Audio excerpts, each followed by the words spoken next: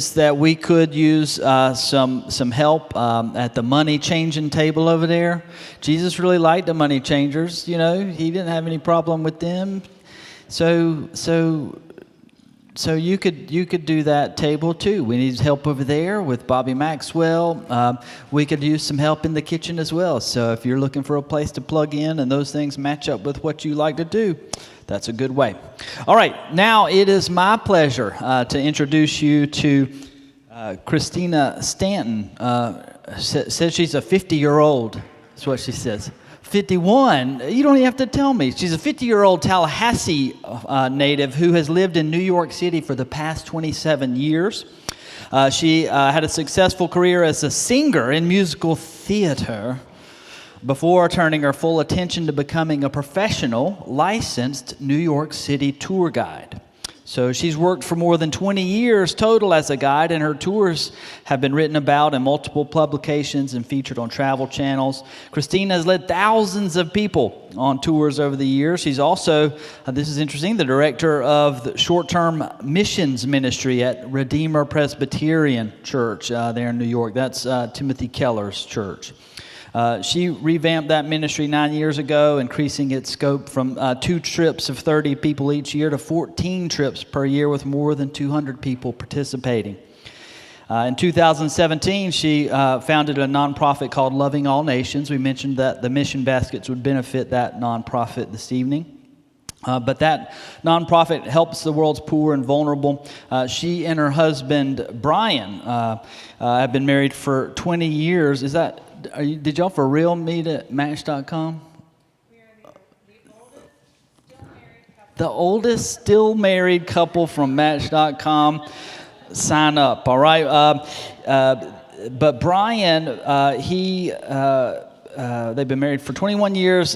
He manages the finances of Redeemer Presbyterian. That's the same church we mentioned earlier. And they're longtime residents of the financial district. Would y'all give a warm welcome to Christina, please?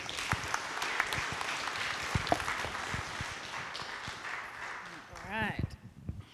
There we are. Okay. Good evening, everybody. It's great to be here. Awesome to be here. Thanks for coming to hear essentially my testimony, which is what I'm here to talk about. And it is a bit of everybody has a wonderful testimony. Everybody has a story of how their lives were changed for Christ. And this is mine. It just has this 9/11 backdrop, right?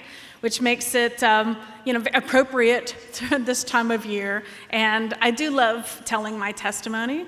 And because I love talking about how God changed my life and my heart and set us on a whole new course in the aftermath of 9/11. So I have a little slideshow to kind of move my story along. And afterward, I'll take some questions. Usually have questions people want to ask more about, either personal questions, which are fine, or more logistical questions about the World Trade Center site, and it's all good. So we'll have that at the tail end. But we'll go ahead and start off right away. Brother Tim, yeah. So I'm from Tallahassee, born and raised, right? I went to First Baptist Church, Tallahassee. Anybody ever go there? Or yeah. So grew up there. They had a massive youth department. With tons of kids. I was there every time the door opened because they had puppets, they had ceramics, they had choir, you name it. It was a wonderful place to grow up and wonderful friends to be around me, helping through my childhood and teenage years. So I gave my life to Christ when I was 11 years old. And, but yeah, when I think back in Tallahassee, it was just an idyllic childhood, really. So I went to Mercer in Macon, where I graduated from. I went to 2 years at Montevallo, if anybody's heard of that, in Alabama. Graduated from Mercer with a degree in music. So I wanted to go up to New York City, which I did in 1993, almost as my backpacking across Europe, when you graduate from college, almost like a gap year, or maybe just a grand adventure, something new, something different. I had low expectations of what my acting career might be. I just wanted to go and give it a shot. So I moved there again, 1993, when I was 23, and I loved auditioning. It was like my form of American Idol, right? I didn't look at it any more deeper than just getting on an American Idol stage, giving a couple of notes and getting off and go to the next one.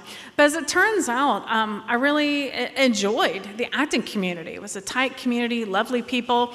And if you went to enough auditions, you know, the odds were in your favor that you were going to land something, which I did, a few things. I worked for the New York Gilbert and Sullivan Company for 6 years. I was on a cruise ship, and I sang on a European tour.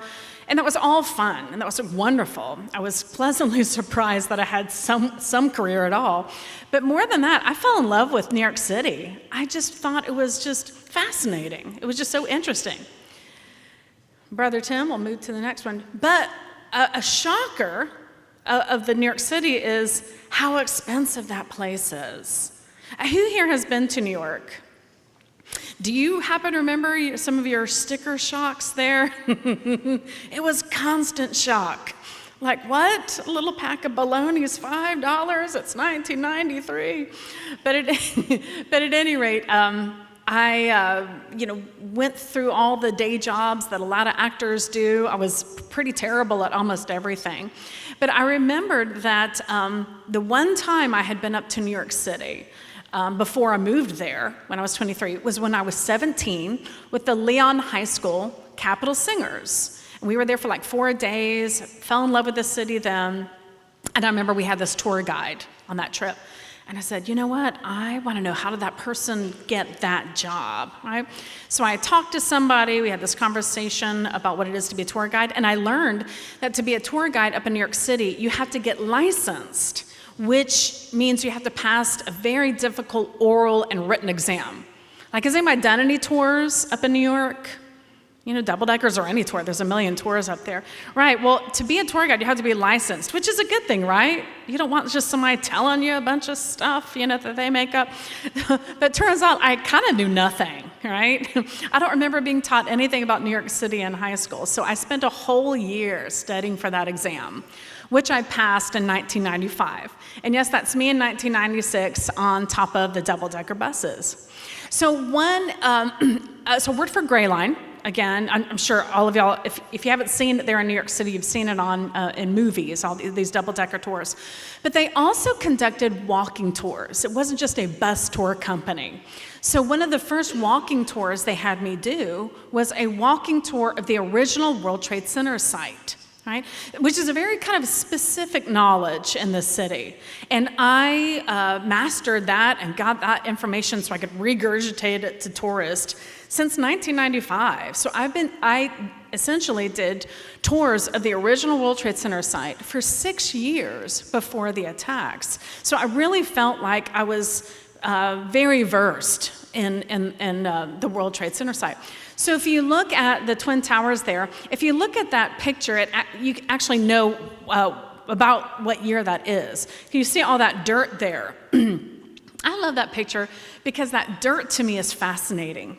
You know, when they were making the World Trade Center site, the original complex, they had to anchor those 2 tall buildings far deep in the ground, far deep in the bedrock. So you might have heard, if you've seen some of these 9/11 or World Trade Center documentaries, that they had to create something called a bathtub. Have you noticed that? Have you heard of these things? They literally had to take all the sediment out, they threw it in the Hudson to anchor these 600,000 ton each building, right?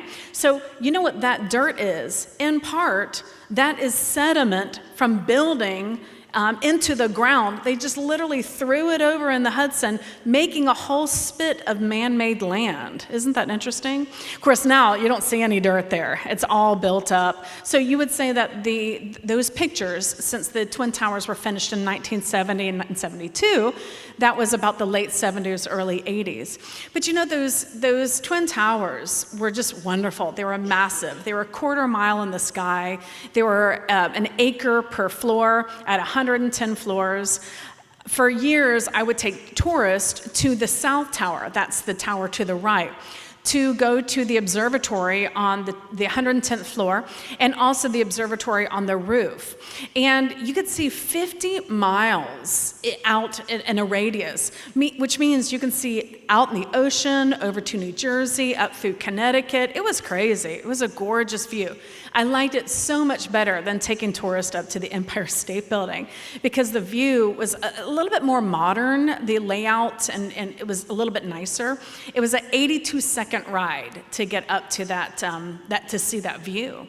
82 seconds in the elevators. So the building to your left, the North Tower, was the one on the top on the 107th floor. It had windows on the world. You might have heard that restaurant. It was, at the time of the attacks, the most successful restaurant in the United States. But altogether, 50,000 people worked in both of those buildings. There were over 400 different companies that had offices on multiple floors in the buildings. And also, most of the employees were internationals. In every way, it was international buildings, international businesses, international employees. But I also remember underneath where they built that bathtub was a 2-floor mall. It was the largest retail center in Lower Manhattan. I would go there all the time because, ladies, who here remembers Casual Corner? I know that really that really ages me. So they had the only Casual Corner in town, which was my favorite store. But yeah, loved giving tours of the World Trade Center complex. And by the way, those 2 towers were 2 of 7 buildings within the 16-acre World Trade Center complex. A lot of kids, because I tour a lot of students when they come up to New York, think that the Twin Towers were the only buildings in the complex. They were 2 of 7. So, when I got there, I really was starting a long decline, drifting away from my faith. And New York City is just this interesting conglomerate of people from around the world. At the time when I moved there, 53% of New Yorkers were born in another country. Talk about an international city. And it's not that being around internationals helped tear me away from the faith. It was more that when I would talk to people, tell them I was a Christian, tell them a little bit about my background, they would ask me, well, why are you a Christian? Because let's say they were a Buddhist or whatever.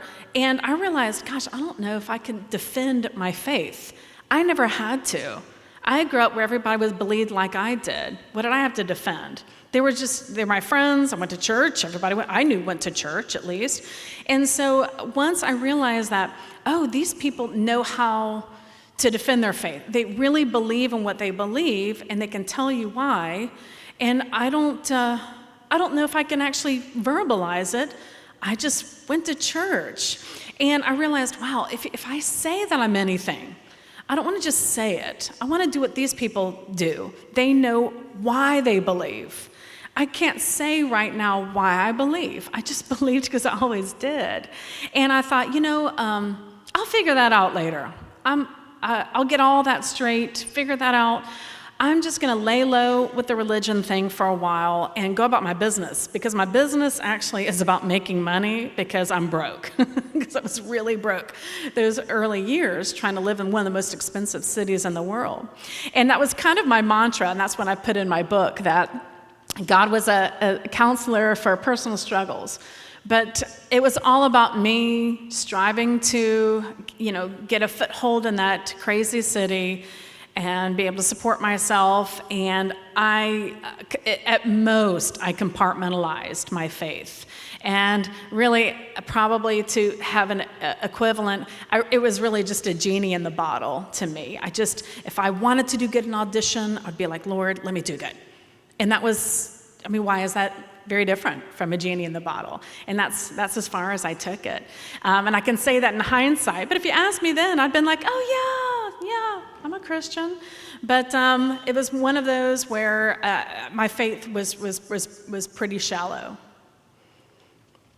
I met my husband there, and yes, we met on Match.com. So we got married, as you can see, if anybody's familiar with First Baptist, we did get married at First Baptist. And yes, we are the Match.com's longest married couple. And it's because nobody has identified themselves to Match.com as having gotten married before us. So to their knowledge, we're old. and we're still married, which is kind of funny to us. And we bought our dog, Gabriel, just a few months after getting married, our Boston Terrier, our angel Gabriel.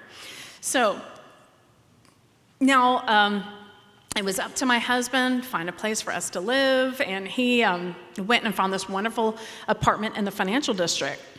So he called me up and he said, hey, I found this great apartment, 24th floor, 6 blocks away from the World Trade Center, what you love.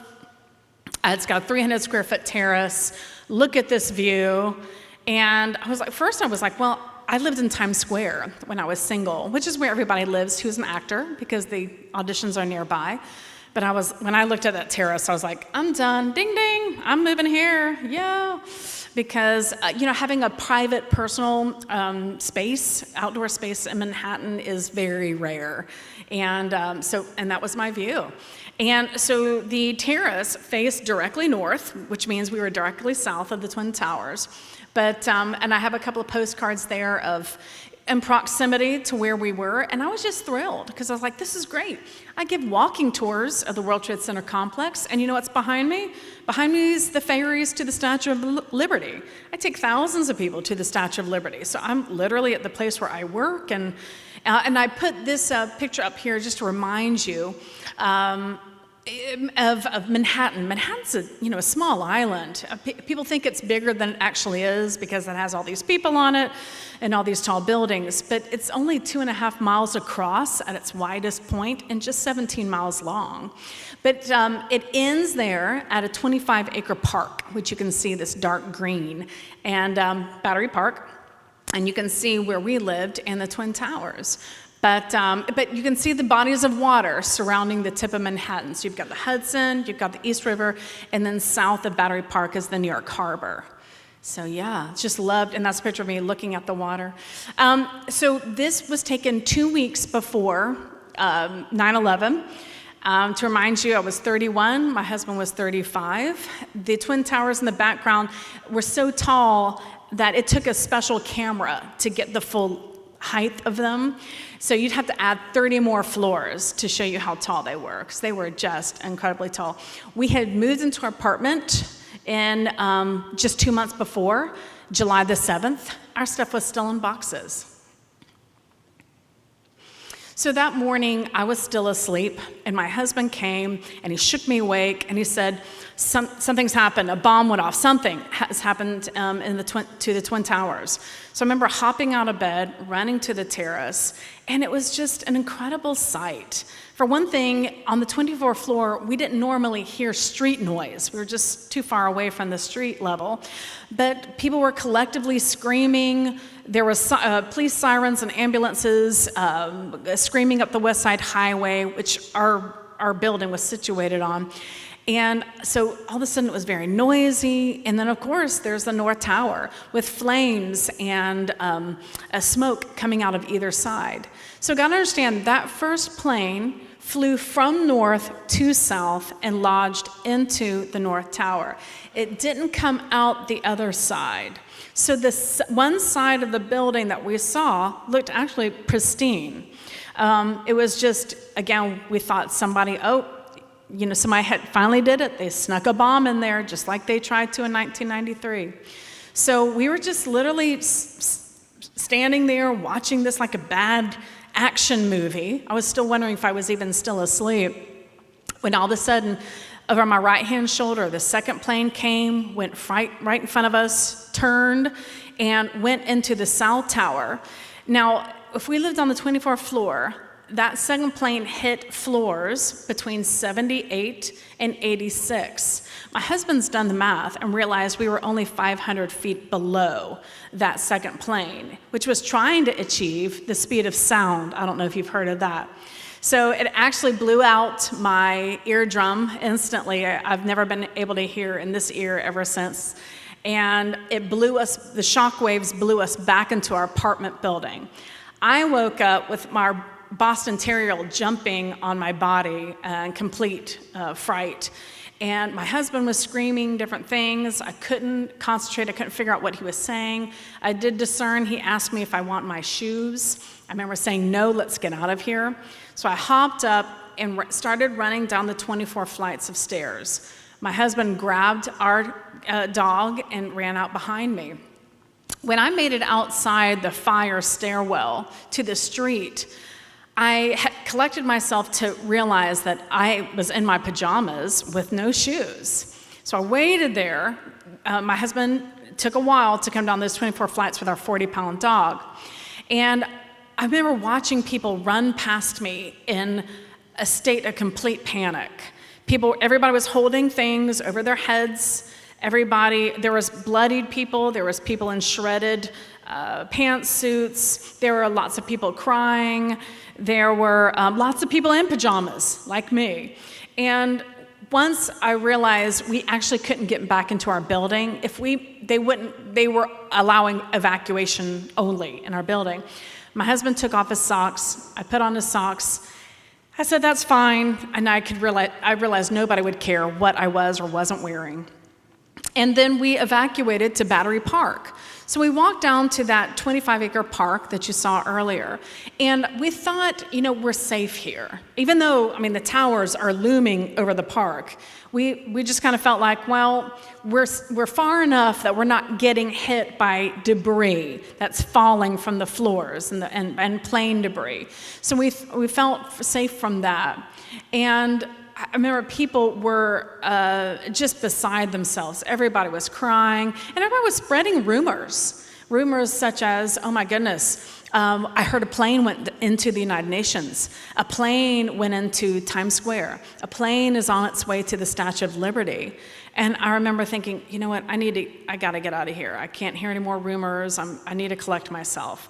So I remember Brian and I walked right down to the coastline there and sat on a bench that faced the Statue of Liberty. Who here has been to the Statue of Liberty?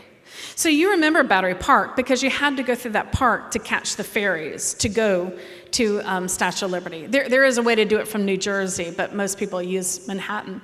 But I remember sitting on one of those benches that you probably passed and I kept looking at the Statue of Liberty saying, oh, I hope there's not a plane that's headed to this. And all of a sudden the ground started rumbling. And I didn't know what it was, but all of a sudden, everybody understood at the same time that a tower was coming down. And people went nuts because everybody realized that if a tower had fallen lengthwise in any direction, and if it had fallen south, it would have reached us in the park. And it sounded like it was right behind our backs, like it was right there. And the rumbling took forever. It seemed like that falling tower fell forever. And it was funny because somebody has asked me before, hey, well, did you see the towers come down? And I said, no. And they said, well, you must have been too far away then, right? I said, no, it's the opposite. We were too close. Because what happened is as soon as the tower started falling, the dust literally rose up in the air and it covered the whole sky. And Tim, I've got a couple of pictures of that. And let's go back to that. Yes, I love these pictures because they look like bad pictures, and they're not. That's exactly what we saw. We could barely see 15 feet ahead of us. We couldn't see the sky at all. We were covered in yellow dust. We couldn't breathe, and we were surrounded by smoke, which you'll see in this next slide. So we were running around in that, and everybody was just so crazy worried that we were about to be asphyxiated. And we did see people jump into the New York Harbor, try to swim to nearby, it's not nearby, but try to swim to Governor's Island. And we did that for a couple hours, running around, trying to find a place to breathe. The second tower came down, again, covered us with dust and debris. And at one point, my husband and I stopped, and we were exhausted. Our dog was exhausted.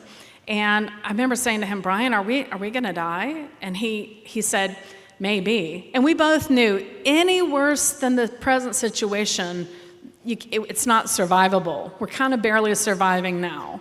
And anything else, anything that rocks the boat any more, then that's going to be the end of us. And we knew we were right on that precipice.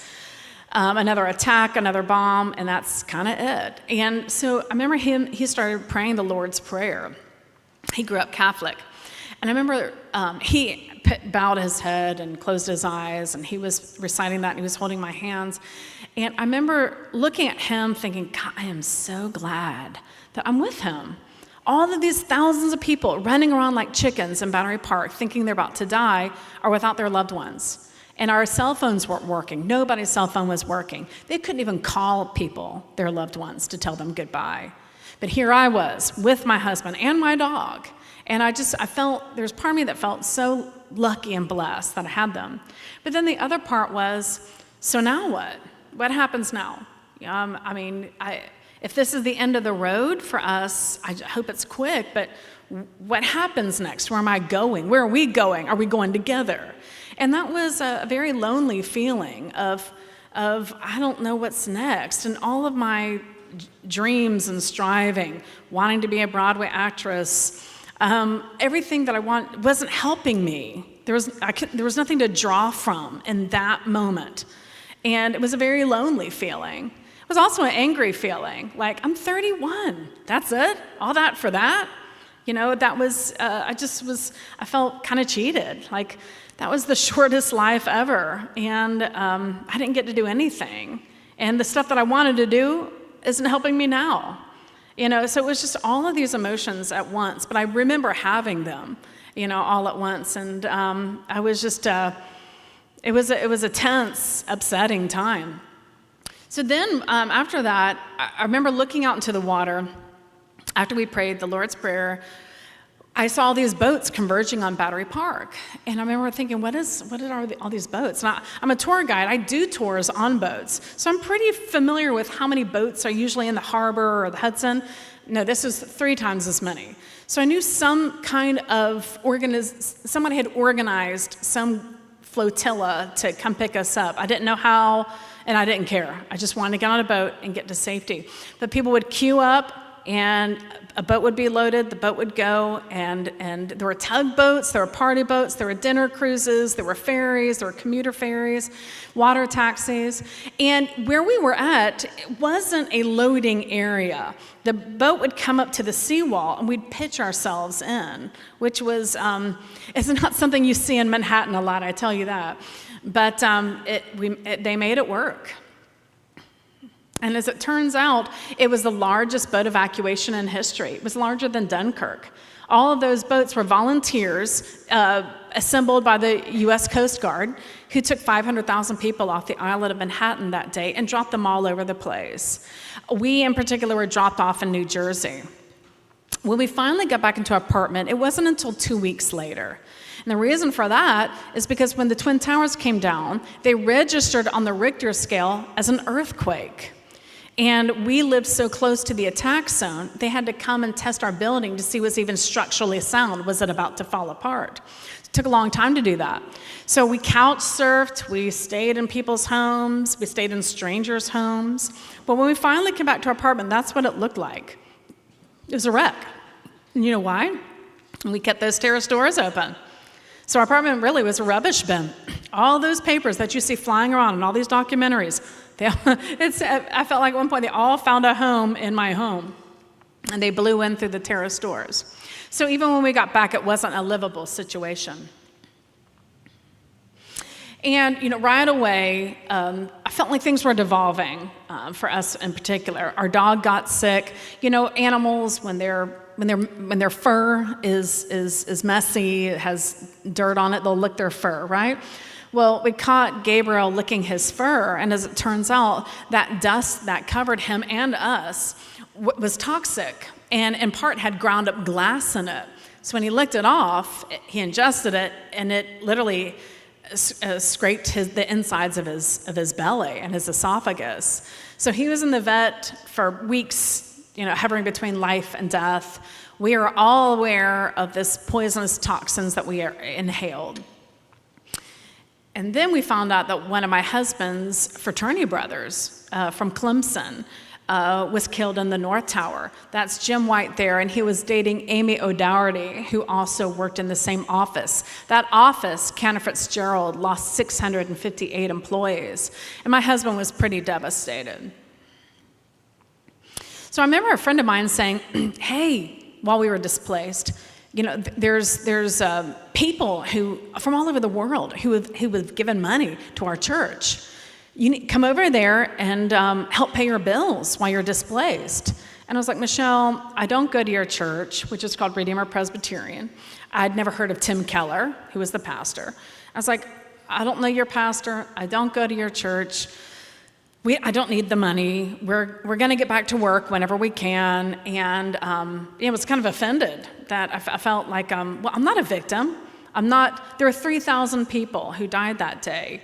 And I can't point to anything on my body that is scraped up or in bad shape. And what if the family members need this money? And she kept trying to insist to me that we, in our own way, were victims and that we would qualify. Well, I thought a lot about what she said, and I went to this church and I said to these two strange ladies, wow, let me tell you my story. Told her what happened. I told them our journey. And I have to say, by that time when I signed up for my appointment at Redeemer, I was not in a good way. PTSD symptoms had pretty much shown up right away. I couldn't sleep. I was completely manic, shaking all the time. My husband was almost never awake. And I just remember crying, in a way that I hadn't since the whole 9/11 had happened. And these women were so lovely. They didn't ask me about church attendance, or I need to come back with receipts, or was I a Christian? They just sat there and listened to me. And at the end of the day, they paid our vet bill, which was actually very high. So I remember walking out of that meeting just feeling so validated and so listened to and cared for. I mean, these women passed no judgment. They didn't give me a laundry list of all the things I'm supposed to do. I was literally the recipient of a handout. And I just went home and I just felt like something inside me had changed just from that exchange. So fast forward, we started going to church there. And not because I felt obligated because of this financial assistance that they had given us. But I just had felt so loved, and I just wanted to hear more about what was going on with this church. That why are people around the world giving money to this church? And wow, this must be a neat place. And I want to meet more people like these two women who listened to my story at the diaconate. So we started going to church there, got involved in outreach programs, started going to Bible studies. We even went on a mission trip to Peru in 2003. And then my husband took a job at the church, being essentially the church accountant. And then some years later, in 2009, I started their short-term missions program because I loved the missions program at First Baptist Church Tallahassee growing up, and Redeemer didn't have one. So I started the program there, and that's a picture of me and two of my friends who live in South Africa. And South Africa ended up being one of our more popular trips. And that was a little ceremony they had given me. I've gone to South Africa for the last 11 years. They had made me a Zulu outfit, and me putting that on symbolized a friend to the Zulu nation. And I just thought that was so lovely. And also, it wasn't lost on me that here I am, in South Africa with these ladies, 10 years after 9/11, and just amazed at how God had put us both, my husband and I, down this path, and what our lives were like. And from there, that's when we started loving all nations. For instance, I was so discombobulated by our weeks of homelessness that I did actually form a real love for the status of refugees and homelessness. And I thought that I kind of wanted to pay forward all the care that the church had given me. And that's one of the reasons why we established it. And then I'm still a tour guide. I take people to the memorial site now So instead of the Twin Towers, I now show them the memorial, this is the North Tower. And the building behind it is the 9/11 Museum, which I take people to all the time. And I tell them our story. And I tell them what happened to us and try to get them, especially students, the younger generation, to understand more of what that day looked like. Yeah, I showed them the survivor tree. Anybody been to the 9/11 Memorial?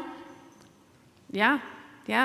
I love it. So the survivor tree is the only thing to be in both sites. It's the only living. It survived the 1.8 million tons of debris at the original site. They found it clinging to life and put it on the new site. And it's the only thing from the old site on the new site. So it's called the survivor tree. And that other picture is something called Memorial Glade, which is to remind us of the over 3,000 people who have died since 9/11 due to toxin inhalations. And I'm really glad that they put that as a part of the memorial to remind everybody. That 3,000 that died on 9/11 is a fluid number. It's still killing people. And there's the new One World. It has another observatory that's beautiful. I'll always appreciate that original one, but this is a gorgeous observatory too. And I did write a book about it. I wrote it for a few reasons, but one of the reasons is because I love, again, sharing my testimony of how God changed my heart and changed our lives. And I thought, well, if I can't tell people, if they don't come to the site and hear my testimony, or if they don't catch me at a church talking about it, maybe they can read about it. And so I wanted it in a written form, my testimony written in form. And I appreciate... If anybody knows Lauren Green, she works for Fox. She's actually went on a mission trip with me, and we're good friends. And she has been wonderful with advertising my book, and I appreciate that. And this is one of my favorite verses, and I'm going to leave with this and finish with this. This is from Galatians, and I've been crucified with Christ. It's no longer I who live, but Christ who lives in me. And the life I now live in the flesh, I live by faith in the Son of God who loved me and gave himself for me.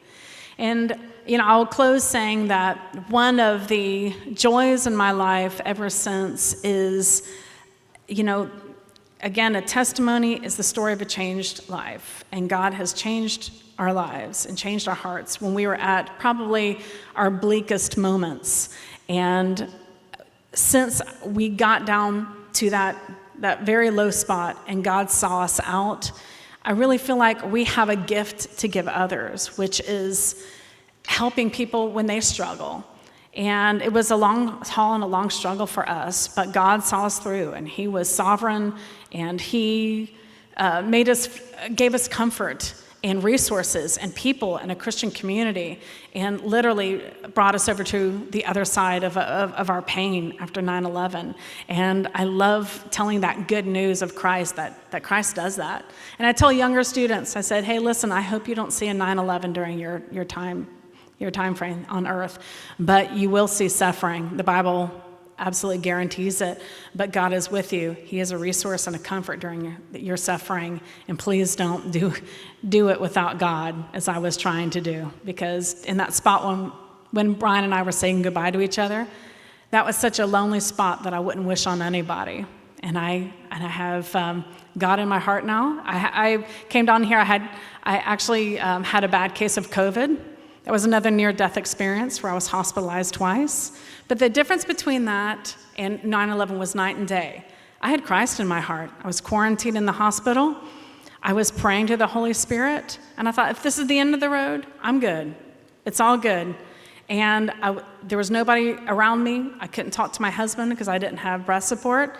But I have never been less alone. The Holy Spirit was totally in that hospital room with me. And I thought, isn't this something? I can face this, this horrible thing, and I'm with Christ. It was a whole different night and day experience. And that's what 9/11 taught me.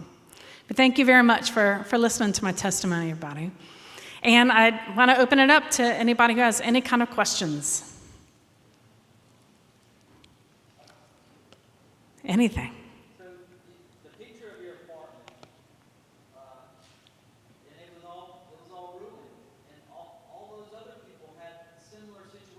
How long did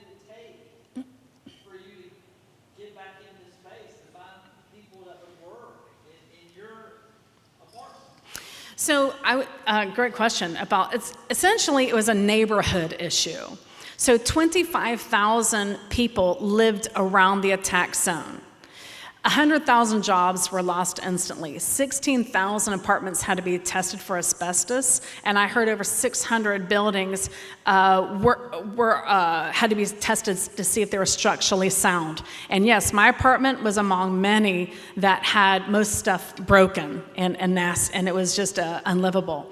But believe it or not, I have to say the individual buildings were responsible for cleaning up these apartments. We rented, right? So they cleaned up those things lickety-split. They really did. And who knew that there's such a thing? Did you know that you can dry clean walls? I thought you could only dry clean clothes. But yeah, they had this whole special thing going on, and they cleaned it pretty quickly. The only thing is as quickly as they cleaned it, we lived so close to the World Trade Center site that when they were clearing out the dust and debris, and when they were building the new buildings, it was still kicking up that toxic dust in the air.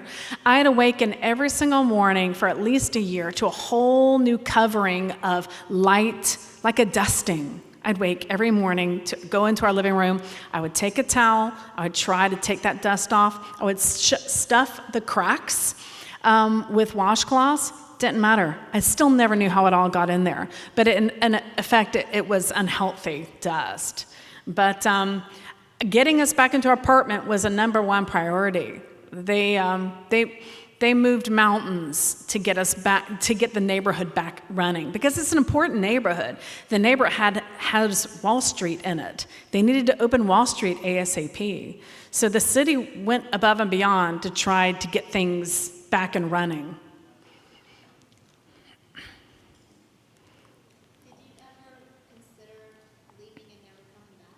That's a good question. Did I consider leaving and coming back? Well, my mother, I see the Kraushorns here who know my mother. My mother was like, get back here, I said, what are you? Get back here. And to tell you the truth, we did come back for about a month and a half. We tried to make it work in New York City, but we were really struggling after 9/11. After a month, we kind of cried uncle and said, we need to get out of this war zone, because it was a war zone in every way. So we ended up renting a car and driving down to Tallahassee. And it was great, because when we were at Tallahassee, it was great to be out of a war zone. I remember going to Governor Square Mall and being amazed that there weren't people in military garb with heavy rifles on every corner. I was like, you mean you can just walk through the mall? It doesn't look like we're under siege, because I'm telling you, the whole city looked like that. But so that was really nice. We also went to therapy while in Tallahassee, because we needed help, and we did. So it was a wonderful time. But when you think about it, okay, some of these states that has tornadoes a lot or earthquakes a lot, a lot of them don't move. They just adjust and move on and rebuild. It's really no different up in New York. In fact, people might have wanted to stay and rebuild a motivator, because I think what you'd hear a lot of is, if we move, the terrorist won. That was something you heard a lot. And there was a motivating factor in there. It's like, yeah, I'm not going to let anybody scare me away from, my home. But so I don't know why everybody stayed, but there was definitely something keeping us there, and I definitely think it was God. He wanted us to stay there, because he wanted us to get plugged into the church. And I believe Brian's job at Redeemer was what he was put on this earth to do. And so, yeah. Anybody else? Anybody familiar with Timothy Keller? Have you heard of, he's written some books, things like that. Yes, the prodigal God. Yeah. My goodness, we have quite a bit, but I will say it's 60% Asian. And what's interesting about that is the demographics are very heavy with that population, because Presbyterians sent a lot of missionaries to, let's say, to China, to South Korea, and some of these countries, so at the turn of the century. So a lot of people from Asian countries, if they grew up going to church at all, they probably went to a Presbyterian church that was established by those turn-of-the-century Presbyterian missionaries. And so when they came to America to look for a church, that was the denomination they were familiar with. So it was a lot of Asians, which was interesting. But meanwhile, it is yes, it's definitely a mixed bag for sure. There are 24 different nationalities in First Baptist South. Really? Oh, from the international group. I keep meaning to go over there and help teach ESL. That's a passion of mine. I have to say, I'll never forget the first time I went to church in New York City. I remember looking around thinking, my goodness, every nationality on this earth is here. And it was just a neat feeling of feeling like I'm worshiping with my brothers and sisters internationally, which is something else I love about missions, because you can go to South Africa, Madagascar, to where the culture is so different. The people look so different from you. You had such different backgrounds. But if they believe in Jesus Christ, they're your brothers and sisters, which is to me, one of the most wonderful mysteries of Christ, of how we are brothers and sisters instantly. And I just love that, just adore it. Anything else? Well, I just want you to know I brought some 9/11 memorabilia. And this makes me sound like a hoarder. I am not. Like you can't be if you're in New York City. But I did keep several newspapers. I kept 3 weeks of newspapers of the New York Post, the New York Times, and the Daily News. But I have newspapers out here. I also have. So when I took people to the top of the observatory in the World Trade Center, I actually have an original ticket from the original observatory and an original brochure. I even have a brochure of the Marriott down there. If you know that 9/11 didn't just tear down those 2 buildings, it tore down 8. And the Marriott was one of them. And I recently found a brochure, which is really creepy because the building's no longer there. So it's a brochure for a building that's long since gone. But I have that there. And I also, again, I have a Clemson shirt there, and I am not trying to recruit anybody for Clemson, but I am very proud of my husband. He is the director of a scholarship at Clemson in his fraternity brother's name. And so my husband runs the Jim White Memorial Golf Tournament every year, and they've raised over $400,000 for incoming freshmen, which I think is great. And actually, they do it mainly through an annual fundraiser that I think it's in 2 more weekends. So I'm very proud of him for that. And but that's more about the Jim White. And listen, if anybody wants, I wrote a book about being COVID positive and my journeys to the hospital, and I feel like all the things that. The blessings that God gave me during that time. And I also have my 9/11 book. If anybody's interested, I could sign you a copy, and it's $10. And again, the great thing about these books is any monies from that goes straight into my nonprofit, which makes me infinitely happy because I always feel like I'm here as a result of a church investing in me. And now I get to take money and invest in other churches who are helping their communities. And it's one of the joys of my life. So if anybody's interested, they're there. But thank you again so much for coming. And, we're here during the 20th anniversary of 9/11. I mean, that seems so close, but yet so long ago. And I'm just glad that we're a group that will never forget, right? We know how important that date is to this country. And so thanks for coming to listen. All right.